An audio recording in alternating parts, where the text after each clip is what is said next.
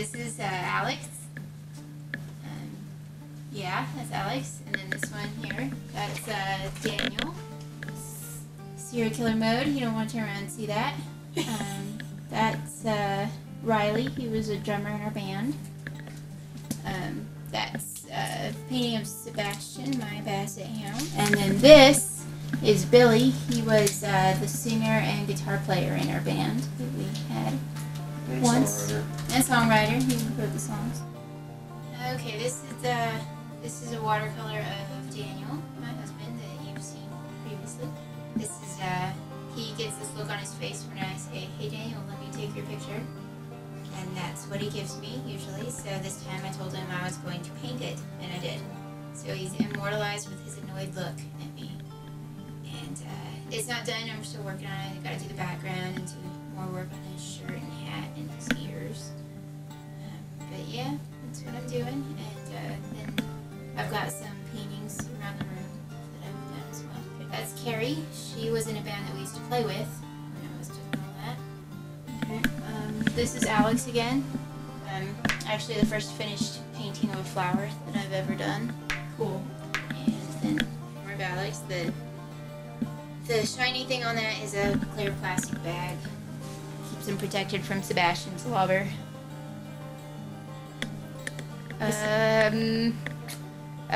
This is my palette. Isn't it beautiful? You will notice that there are no browns and there are no blacks. If I want a brown in a painting, I will layer one color on top of another until I get a brown. I don't really mix except for to make this dark black color here, and that's with a green and a red. But that's the only time I ever mix, is to get my darks.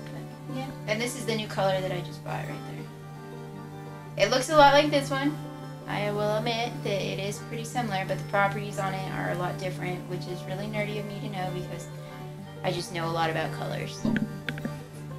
I use all transparent colors when I'm painting, especially a painting like this. Like this painting here that you saw earlier, it probably has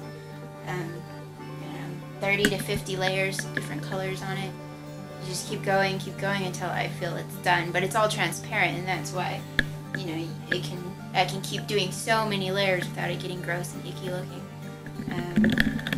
I do have some opaque colors, like this is opaque, and these three are opaque, and this blue is opaque. Those I will use only after all the layers are down, like use them for accents and that kind of stuff, because they'll show up even over like a really black color. That's really that. And like I said, I don't use any browns or blacks. I have some on this palette, but I don't really use them very much. You can see they're all got orange in them for some reason. I've got everywhere. Holbein, which I don't really like because it doesn't stay on the palette, and which they said was a good thing. But I don't think it's a good thing. But yeah, I know a lot about colors.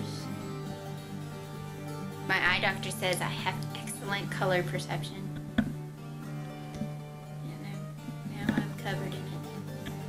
Just from touching it. And it's messy, and I know it looks messy, but even all these colors that are dried and icky looking, I can still use them later, because that's the nature of watercolor. You don't have to throw anything away. I paint people because I am fascinated with the way our eyes are and the way the noses are. I've got a lot of self-portraits of me, and that's not out of vanity. That's just because I am always with me, and I can always take pictures of myself.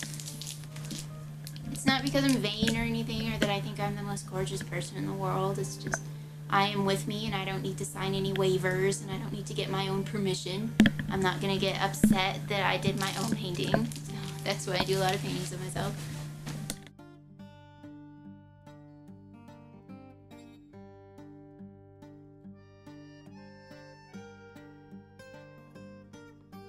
This is what I would look like personally if I were an elephant. Aw, hold it up to your sit. You get. Aw. Elephant Audrey. Are we done recording yet? These are my paintings.